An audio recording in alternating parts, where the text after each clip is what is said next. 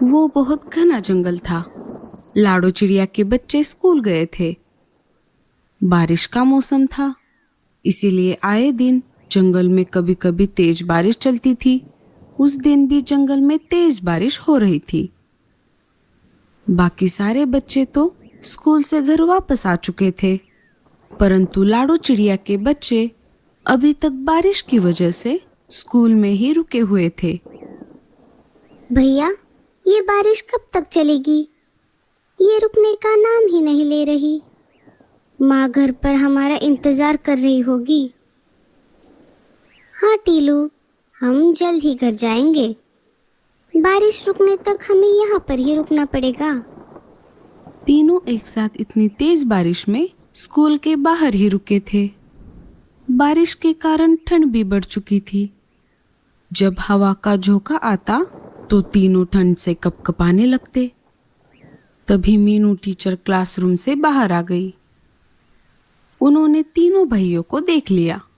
उनके पास में ही चिड़िया का बच्चा बंटी भी था। उसे भी अपने घर जाना था।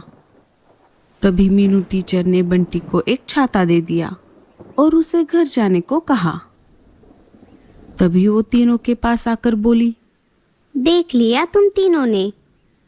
अगर समय पर तुमने स्कूल की फीस भर दी होती तो मैं तुम्हें भी घर जाने के लिए छाता दे देती। रात होने से पहले घर जाना, वरना सुबह तक यहीं पर बैठे रहोगे। तीनों मायूस हो जाते हैं। मीनू टीचर अपने घर निकल जाती है। इधर लाडो चिड़िया बच्चों के घर न आने पर परेशान हो चुकी थी। उसने अपने पति से कहा, अजी, आप जरा जाकर देखिए, बच्चे अभी तक क्यों नहीं आए? बल्लू स्कूल की तरफ निकल पड़ा। वो बारिश में भीग रहा था, लेकिन फिर भी उसे अपने बच्चों के पास जाना था। थोड़ी देर बाद वो स्कूल पहुंच गया। उसने देखा बच्चे तो वहां पर नहीं हैं और स्कूल भी बंद हो चुका है।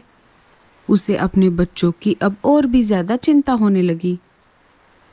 वो वापस अपने घर की तरफ निकल पड़ा।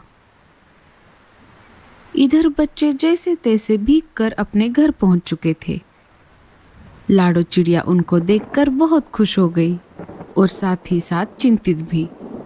अरे बच्चों, इतनी तेज बारिश में कैसे आए? माँ, हम बहुत देर तक स्कूल में ही रुके हुए थे, लेकिन बारिश रुकने का तो नाम ही नहीं ले रही थी।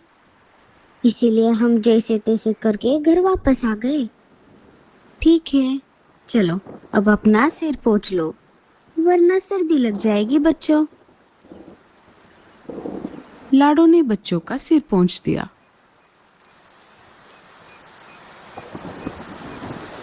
उसने पीने के लिए टमाटर का गर्मा गर्म सूप बनाया था। लाडो ने बच्चों के सामने सूप रख दिया। बच्चे सर्दी की वजह से चीख रहे थे। उन्हें भी अपने माँ के हाथ का सूप पीना था। बच्चों ने सारा सूप सर सर करके पी लिया। थोड़ी देर बाद लाडो का पति वापस घर आ जाता है। जब वो घर आए, उसने अपने बच्चों को देखा तो उसके जान में जान आ गई। सब मिलकर सो गए, लेकिन लाडो के पति को नींद नहीं आ रही थी। उसे अपने बच्चों की चिंता सता रही थी। सुबह हो जाती है। आज लाडो का अपने बच्चों को उठाने का मन ही नहीं कर रहा था, क्योंकि अगर आज बारिश में बच्चे भीग जाते तो वो बीमार पड़ जाते। वो ऐसा सोच ही रही थी कि तभी उसके तीनों बच्चे उठ गए। टीलू गोलू, चलो उठ जाओ, वरना स्कूल के लिए देरी हो जाएगी और फिर से मीनू टीचर डांटेगी।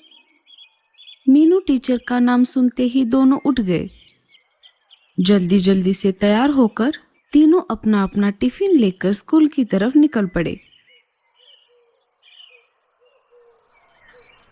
आधे रास्ते में आते ही आज फिर से बारिश शुरू हो गई। तीनों मिलकर एक पेड़ की डाली पर जाकर बैठ गए। वो जरा घर से जल्दी ही निकले थे, इसीलिए अभी तक उनके दोस्त नहीं आए थे। सोनू ने सोचा कि जब तक बारिश चल रही है तब तक क्यों ना खाना खा लिया जाए। ऐसा विचार करके उसने अपना टिफिन खोल दिया और उसे खाने लगा। उसे देखकर टीलू और गोलू ने भी अपना अपना टिफिन खोल दिया। वो तीनों खाना खा ही रहे थे कि तभी वहां पर एक कौवा आ गया। वो उनके पास जाकर बैठ गया। वो उन तीनों को घूरे जा रहा था। सोनू को उस पर दया आ गई और उसने कौवे से कहा, कौवा मामा, क्या आप खाना खाओगे? हाँ बच्चे। पर हमारे पास तो सिर्फ कुछ ही चने के दाने हैं। चलेगा बच्चे, चलेगा। जो है सो है। भूख तो बहुत लगी है। क्या मैं उसमें से थोड़े चने खा लूं? हाँ कौवा मामा, खा लो। कौवा चने के दानों पर टूट पड़ा। उसे इतनी तेज भूख लगी थी कि उसने बाकी भाइयों के टिफिन बॉक्स में से भी सारे चने खा लिए। वाह बच्चों, मेरा तो मन तृप्त हो गया।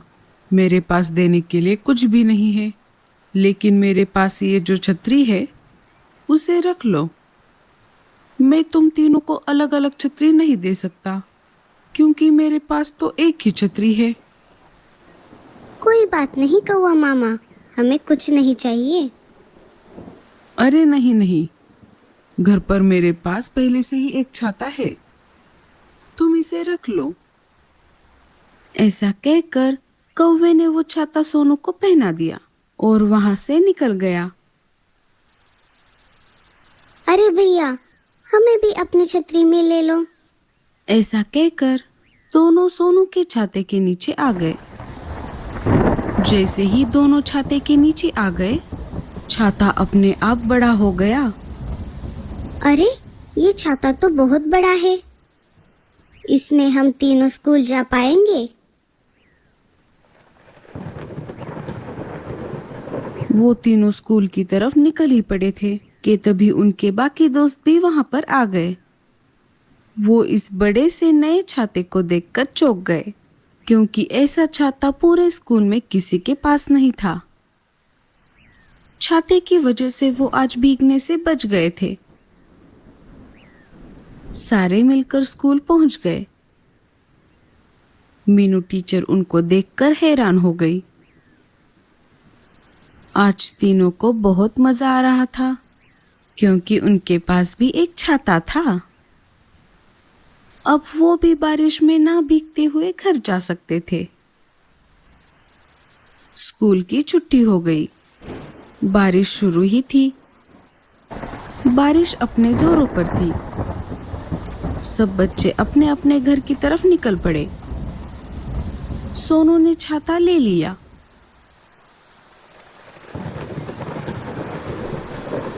मीनू टीचर भी घर की तरफ निकल पड़ी। पर ये क्या? उनकी छतरी कहीं पर नहीं दिख रही थी। अरे, ये क्या? मेरी छतरी कहाँ पर गई? मैंने यहीं पर तो रखी थी। लगता है कहीं इधर उधर गई होगी। अब मैं घर कैसे जाऊं? कोई बात नहीं मीनू टीचर, आप हमारी छतरी में आइए, हम आपको घर छोड़ देंगे। अरे, ये छतरी तो बहुत छोटी है, मैं इसमें कैसे आ पाऊंगी? हम एडजस्ट कर लेंगे टीचर। ठीक है। मीनू टीचर छतरी के नीचे आ गई। जैसे ही वो नीचे आ गई, वैसे ही छतरी बड़ी हो गई। अरे, तुम्हारी छतरी तो बहुत बड़ी है। हाँ टीचर, मैंने कहा था ना कि हमारी छतरी में हम सब जा सकेंगे। तभी गोलू ने बाकी बचे कुचे दोस्तों को भी आवाज लगाई और वो भी छतरी में आ गए। जैसे जैसे वो छतरी में आते गए, वैसे वैसे छतरी बड़ी होती गई। रास्ते में सोनू ने अपने अपने दोस्तों को उनके घर छोड़ दिया। वो मीनू टीचर के घर पहुंच गए। मीनू टीचर को अपने किए पर पछतावा हो रहा था। घर आते ही मीनू टीचर ने बच्चों से कहा, बच्चों, मुझे माफ कर दो। मैंने जानते हुए भी तुम तीनों को भला बुरा कह दिया। ऐसा होते हुए भी तुमने मेरी मदद की। कोई बात नहीं टीचर, अब हम चलते हैं।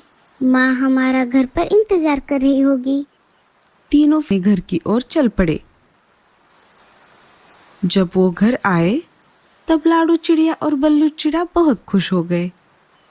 सोनू ने सारी घटना अपने मम्मी पापा को बताई। उसे सुनकर लाडू चिड़िया को तो भरोसा ही नहीं हो रहा था। देखा बच्चों, अच्छा कर्म करोगे तो उसका फल भी अच्छा ही मिलेगा। तो दोस्तों, कैसी लगी आपको हमारी ये कहानी? हमें कमेंट्स में ज़रूर बताना।